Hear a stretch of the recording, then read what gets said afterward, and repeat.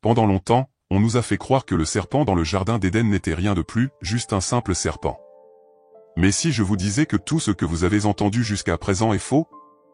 Et si, en réalité, ce qui a trompé Ève n'était pas un animal rampant comme on le dit souvent? La vérité sur ce qui s'est passé ce jour-là est bien plus complexe et révélatrice. Aujourd'hui, nous allons plonger dans le texte biblique pour découvrir qui se cachait réellement derrière cette figure, et croyez-moi, vous ne verrez plus jamais cette histoire de la même manière. Préparez-vous à rencontrer le véritable ennemi, celui qui a utilisé le serpent pour changer le destin de l'humanité. Si vous voulez découvrir cette vérité que peu de gens révèlent, restez avec moi, car ce que je vais vous montrer va changer votre perspective pour toujours. Imaginez la scène, un jardin parfait, l'Éden, où tout était harmonie et paix. Mais là, entre les feuilles brillantes et les rivières cristallines, il y avait une présence différente, une créature qui se distinguait par sa beauté et son éclat. Le serpent.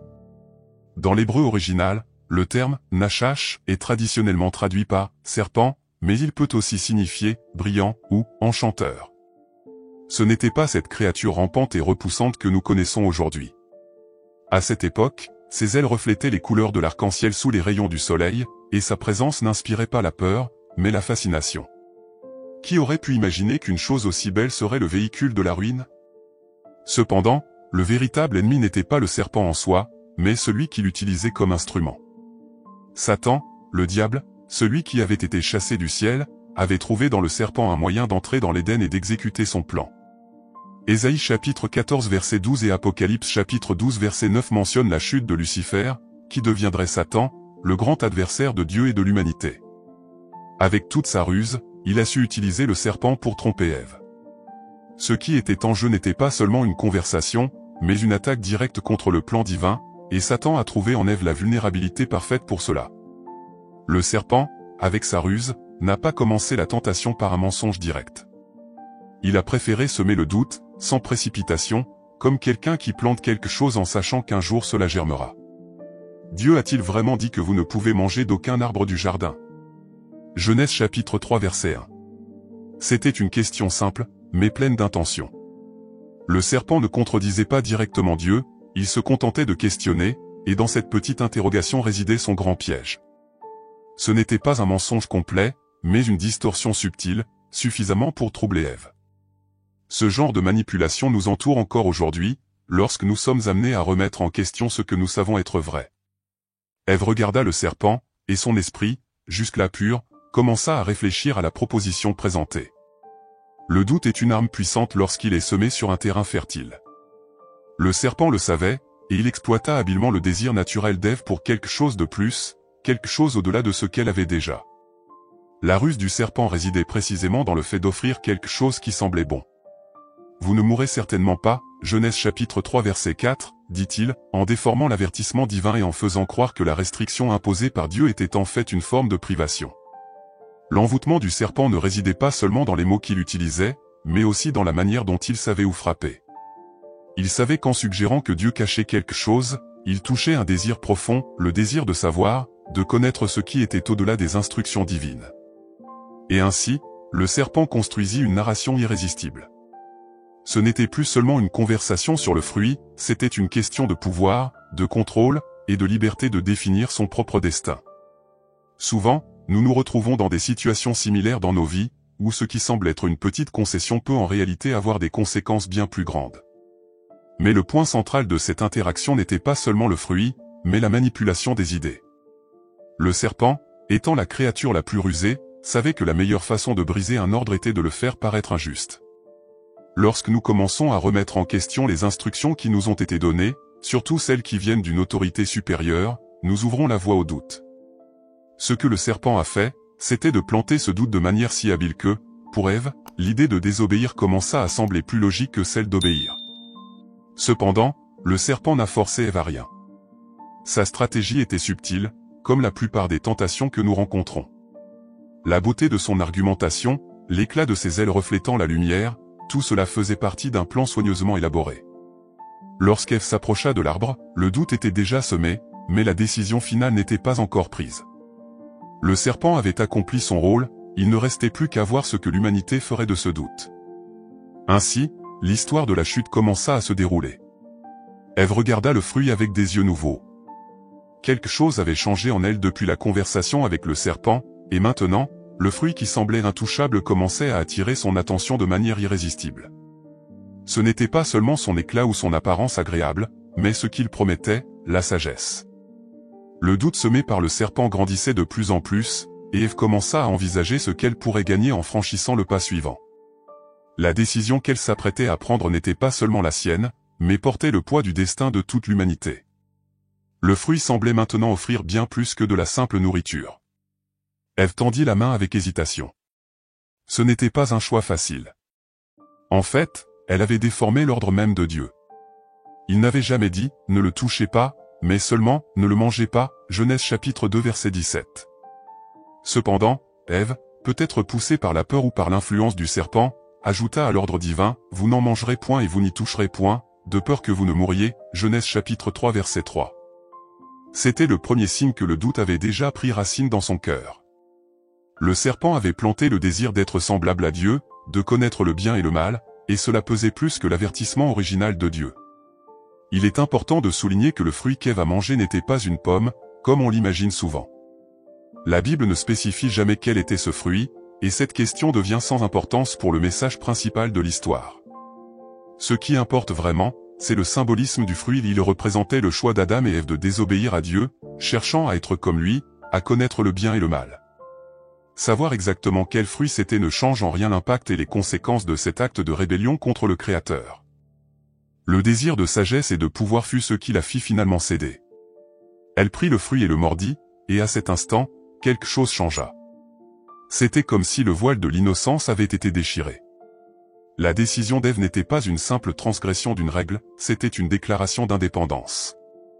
En mangeant le fruit, elle choisissait de suivre la voie de ceux qui tentaient d'être comme Dieu, de vouloir contrôler leur propre destin.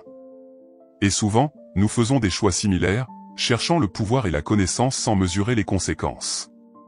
Ce qui n'était qu'une simple bouchée de fruits se transforma en un acte de rébellion contre l'ordre divin. Mais Ève n'était pas seule. Adam, qui avait tout observé, se retrouvait également face à un choix difficile. En voyant Ève avec le fruit, il n'hésita pas longtemps. Sa décision fut immédiate et claire, il suivrait le même chemin. Peut-être par peur de perdre la compagnie d'Ève, ou peut-être par curiosité de savoir ce qu'elle avait expérimenté. Le fait est qu'Adam, bien qu'ayant connaissance de l'ordre de Dieu, choisit de suivre les pas de sa compagne. Ce moment ne marquait pas seulement la transgression d'Ève, mais aussi celle d'Adam, scellant ainsi le destin de l'humanité. Le poids du choix d'Adam et Ève ne tarda pas à se faire sentir. Le fruit, qui promettait la sagesse, apporta quelque chose de bien différent, la perte de l'innocence. Ce qui était autrefois une relation pure et directe avec Dieu s'était maintenant transformé en peur et en honte.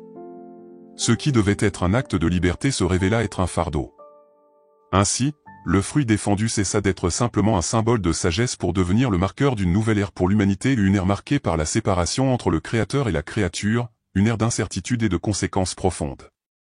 Ce moment crucial, la décision de désobéir, ne concernait pas seulement le fruit, mais le choix d'emprunter une voie différente de celle que Dieu avait tracée. La transgression d'Adam et Ève ne se résumait pas au fruit en lui-même, mais au désir d'être autre chose que ce que Dieu avait prévu pour eux. Et ce choix eut des implications non seulement pour eux, mais pour toute la création. C'était le début d'une nouvelle réalité, où la désobéissance entraînerait la douleur et la souffrance, qui seraient ressenties de génération en génération. Dès qu'ils eurent mordu dans le fruit, Adam et Ève ressentirent quelque chose qu'ils n'avaient jamais connu auparavant, la honte. Leurs yeux s'ouvrirent sur une réalité totalement nouvelle, et pour la première fois, ils se rendirent compte qu'ils étaient nus. Ce qui ne leur causait auparavant aucun inconfort devint soudainement une source de profonde gêne. Alors leurs yeux à tous deux s'ouvrirent, et ils connurent qu'ils étaient nus, Genèse chapitre 3 verset 7. Ce moment symbolisait la perte de l'innocence, quelque chose qui ne pourrait plus jamais être inversé. Le sentiment de vulnérabilité les envahit, et la confiance qu'ils avaient l'un envers l'autre et envers Dieu s'évapora. La honte les poussa à une réaction immédiate, se cacher. Ils cousirent des feuilles de figuier pour couvrir leur corps, un geste désespéré pour faire face à ce nouveau sentiment d'exposition. La nudité, qui était auparavant symbole de pureté, était devenue quelque chose qu'il fallait cacher. Cet acte de se couvrir avec des feuilles reflète la tentative humaine de faire face aux conséquences du péché par ses propres moyens. C'est comme lorsque nous essayons de dissimuler nos erreurs au lieu de les affronter directement. Mais, aussi durement qu'ils essayèrent, ils savaient qu'ils avaient perdu quelque chose de bien plus grand. Au-delà de la honte physique, il y avait une honte plus profonde, une honte spirituelle. Adam et Ève savaient maintenant qu'ils avaient transgressé un ordre direct de Dieu, et cette prise de conscience apporta un poids terrifiant. L'innocence qu'ils possédaient avait été échangée contre la connaissance du bien et du mal, et avec elle, vint la culpabilité. Il est intéressant de constater que, dans nos vies, la culpabilité nous pousse souvent à éviter les confrontations directes avec les conséquences de nos actes. Le désir de se cacher de Dieu et des autres est quelque chose que nous ressentons tous à un moment donné. La peur fit également son apparition pour la première fois. Ils entendirent la voix de l'Éternel Dieu, qui parcourait le jardin vers le soir, et l'homme et sa femme se cachèrent loin de la face de l'Éternel Dieu, au milieu des arbres du jardin, Genèse chapitre 3 verset, émoticône n'en croyant pas ses yeux. Ce qui était auparavant une rencontre remplie de joie et d'intimité était maintenant devenu une source de terreur. Dieu n'avait pas changé, mais la perception qu'Adam et Ève avaient de lui avait radicalement changé. Cette peur n'était pas seulement due à la punition, mais à la séparation qui existait maintenant entre eux et le Créateur. La relation intime avait été rompue. Cette rupture apporta une distance qu'Adam et Ève n'avaient jamais connue auparavant. La confiance, qui était auparavant totale, avait été remplacée par la méfiance. Entre eux aussi, ils ressentirent cette séparation. La culpabilité et la honte n'étaient pas seulement vis-à-vis de Dieu, mais aussi entre eux. Il est facile d'imaginer qu'à ce moment-là, ils commencèrent à réaliser qu'ils ne pourraient plus jamais se regarder de la même manière. La nudité externe reflétait la nudité interne, un état de vulnérabilité qui allait désormais marquer leur vie à jamais. La perte de l'innocence est quelque chose qui ne peut être inversé. Une fois que la connaissance du bien et du mal a été acquise, Adam et Ève ne pouvaient plus revenir à la pureté originelle. La honte, la peur et la culpabilité devinrent des compagnons constants, leur rappelant à chaque instant leur désobéissance. Et tout comme eux, nous portons également les marques de nos choix, sachant que certaines décisions changent à jamais le cours de nos vies. Ce qui était autrefois un jardin de délices s'était maintenant transformé en un lieu d'incertitude et de conséquences.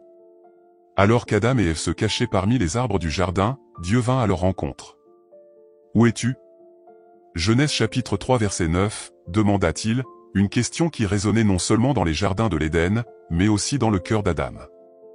C'était une question qui révélait bien plus que leur localisation physique, c'était une interrogation sur l'état de leur âme. Celui qui avait créé l'homme pour être en pleine communion avec lui les cherchait maintenant au milieu de la peur et de la honte. La relation intime et sûre avait été rompue, et Dieu les appelait à revenir dans la lumière. Adam, craintif et conscient de sa culpabilité, répondit, « J'ai entendu ta voix dans le jardin, et j'ai eu peur, car je suis nu, et je me suis caché. » Genèse chapitre 3 verset 10. Cette réponse révèle l'impact dévastateur du péché sur la psyché humaine. La peur, quelque chose jusque-là inconnu pour Adam et Ève, faisait maintenant partie de leur nouvelle réalité. Ce qui était autrefois une relation basée sur l'amour et la confiance était désormais entaché par la crainte du rejet et du jugement divin. Celui qui marchait autrefois avec eux dans le jardin était maintenant quelqu'un dont ils ressentaient le besoin de se cacher.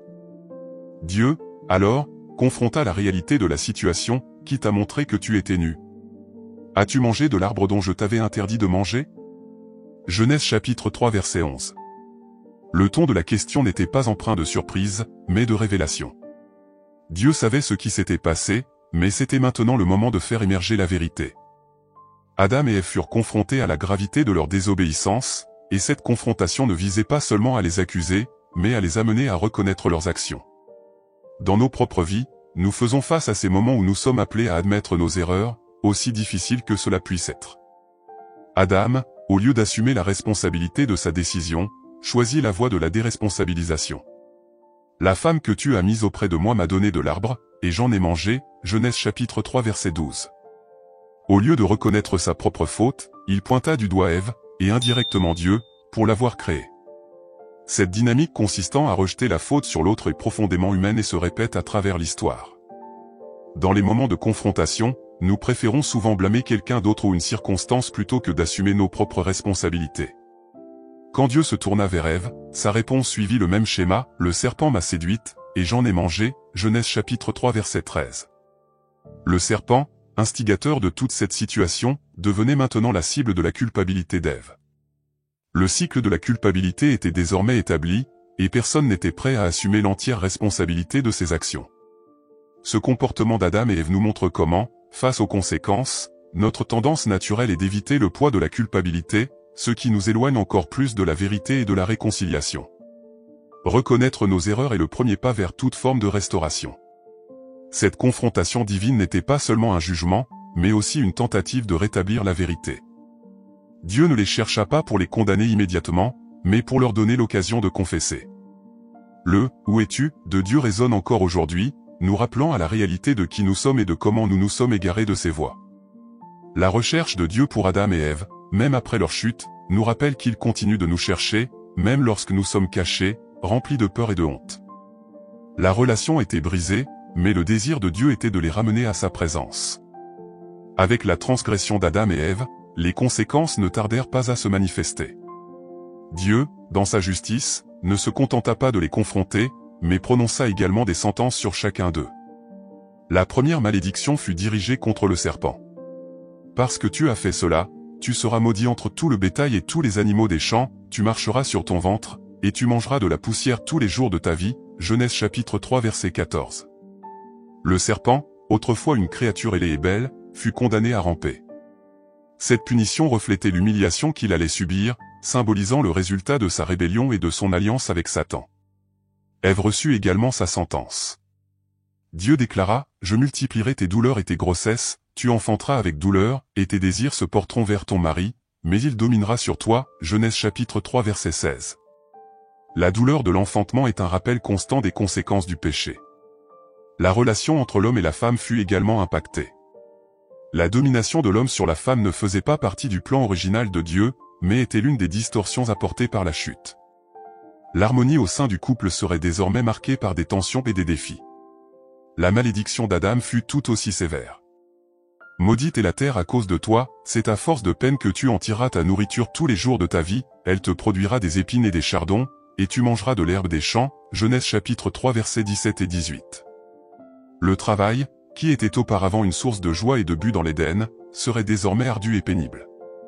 Adam devrait lutter contre la terre pour obtenir de quoi se nourrir. La création, qui jusqu'alors coopérait parfaitement avec l'homme, deviendrait désormais résistante et hostile. Cette malédiction n'affectait pas seulement Adam, mais toute la création autour de lui.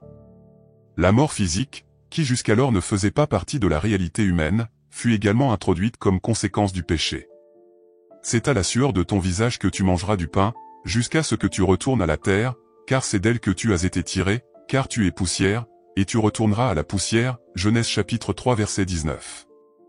Le corps humain, créé pour vivre éternellement, était désormais destiné à la décomposition et à la mort.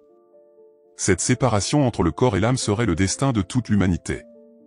La mort n'était pas seulement une punition physique, mais aussi spirituelle, une séparation d'avec Dieu qui perdurerait à travers les générations. L'impact de la malédiction ne se limita pas seulement à Adam et Ève. Toute la création fut affectée. L'harmonie originelle de l'Éden fut brisée, et la terre, autrefois fertile et abondante, commença à produire des épines et des chardons. Les relations humaines furent déformées, et la douleur devint une partie intégrante de l'existence. La chute d'Adam et Ève marqua le début d'une nouvelle ère pour l'humanité, une ère de souffrance, de douleur et de lutte. Ce que Dieu avait prévu comme une vie de paix et d'harmonie fut remplacé par un monde marqué par les conflits et les inimitiés. En voyant un agneau innocent être sacrifié, Adam et Ève ressentirent le poids de leur choix d'une manière plus concrète. Ils comprirent que, par leur faute, la vie d'une créature qui n'avait jamais péché avait été prise. La tristesse envahit leur cœur lorsqu'ils réalisèrent que la mort, un concept jusqu'alors inconnu pour eux, faisait désormais partie de leur réalité.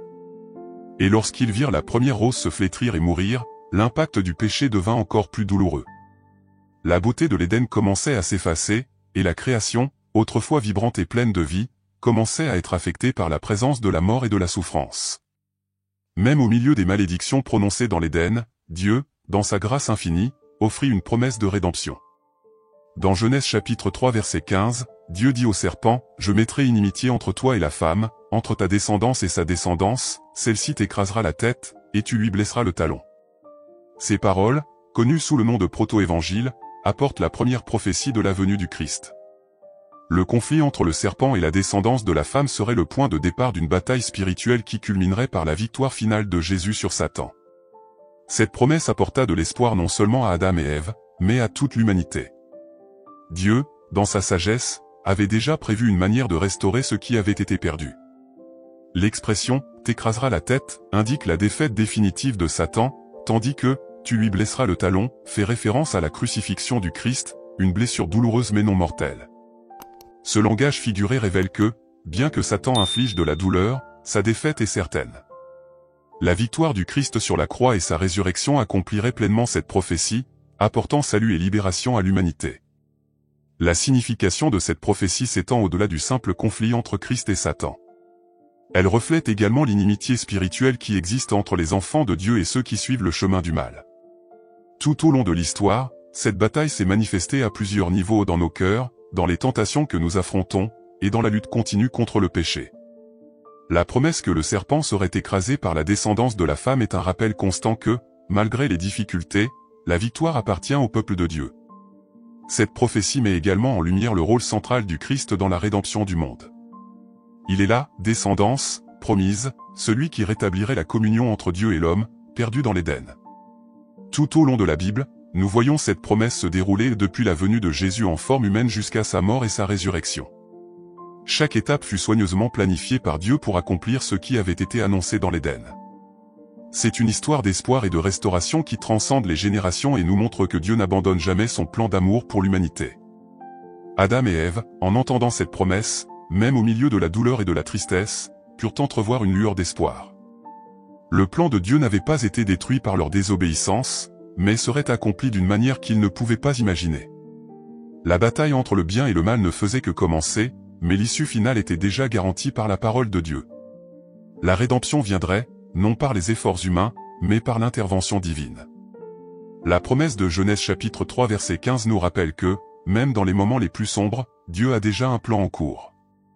La défaite du serpent et la restauration de la création sont garanties par la fidélité de Dieu.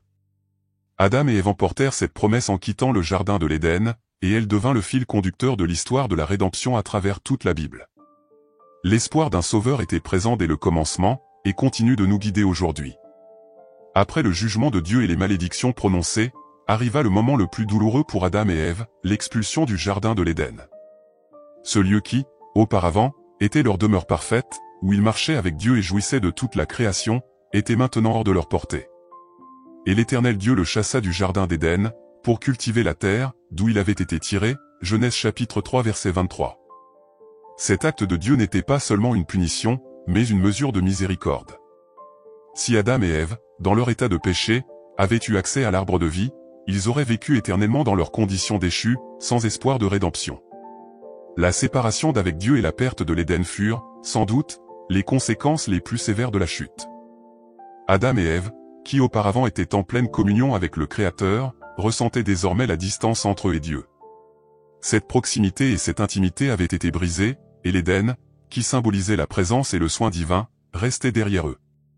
Dieu plaça des chérubins et une épée flamboyante pour garder le chemin de l'arbre de vie, empêchant l'homme de revenir dans le jardin, Genèse chapitre 3 verset 24. L'humanité devait désormais affronter un chemin de douleur, de souffrance et de séparation spirituelle. L'arbre de vie, qui représentait auparavant le soutien éternel de la création, était désormais hors de portée. Adam et Ève devaient faire face à la dure réalité d'un monde qui ne coopérait plus avec eux.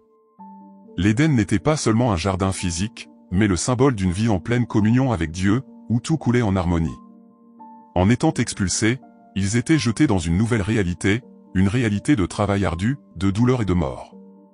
La tristesse de quitter l'Éden ne résidait pas seulement dans la perte d'un lieu, mais dans la perte d'une condition spirituelle qu'ils ne retrouveraient jamais de la même manière. L'impact de cette séparation fut ressenti de manière profonde. Adam, qui avait été créé pour cultiver et garder le jardin, devait maintenant lutter pour cultiver une terre résistante, pleine d'épines et de chardons. Ève, qui vivait autrefois en paix et en harmonie, devait désormais faire face à des douleurs intenses lors de l'accouchement et à des tensions dans sa relation avec Adam. Chaque aspect de leur vie fut transformé par leur décision de désobéir à Dieu, et cette nouvelle réalité devint la norme pour toute l'humanité. L'expulsion de l'Éden marqua le début d'une nouvelle ère, une ère de lutte constante contre les effets du péché. Malgré tout, l'espoir de la rédemption brillait toujours, même face à la douleur de l'expulsion. Dieu avait promis un sauveur, quelqu'un qui restaurerait la relation rompue entre lui et l'humanité. Bien qu'Adam et Ève ne puissent plus habiter dans le jardin, la promesse qu'un jour la communion serait restaurée restait vivante. Ce fil d'espoir soutint l'humanité à travers les générations, jusqu'à l'accomplissement complet de cette promesse en Christ. En quittant l'Éden, Adam et Ève portaient non seulement le fardeau de la culpabilité et des conséquences de leurs actions, mais aussi la responsabilité de continuer dans un monde nouveau et difficile. Ils avaient connu l'Éden, mais devaient maintenant vivre loin de lui, avec le souvenir de la perfection perdue et l'espoir d'une future restauration. Le chemin vers l'Éden était fermé, mais le plan de Dieu pour restaurer toute chose était déjà en mouvement. L'expulsion marquait la fin d'une ère, mais le début d'un voyage de rédemption qui culminerait dans une nouvelle création. Maintenant que vous connaissez la véritable histoire derrière le serpent et tout ce qui était en jeu à ce moment crucial, la question qui reste est, que ferez-vous de cette connaissance? Il ne suffit pas seulement de connaître la vérité, il faut l'appliquer dans votre vie. Avez-vous déjà réfléchi à combien de fois vous pourriez être trompé par quelque chose qui semble inoffensif, tout comme Ève l'a été? Quelles actions pouvez-vous entreprendre pour vous protéger des pièges subtils qui nous entourent encore aujourd'hui? Réfléchissez aux choix que vous faites et aux conséquences qu'ils pourraient apporter. Et si vous pouviez changer le cours de votre histoire dès maintenant? Qu'est-ce qui vous empêche de vivre une vie plus proche de Dieu, plus remplie de vérité et de but? Si vous voulez continuer à apprendre, à vous fortifier et à découvrir d'autres vérités surprenantes comme celle-ci, abonnez-vous à la chaîne et activez les notifications pour ne manquer aucune des prochaines vidéos. Que Dieu vous bénisse et à bientôt.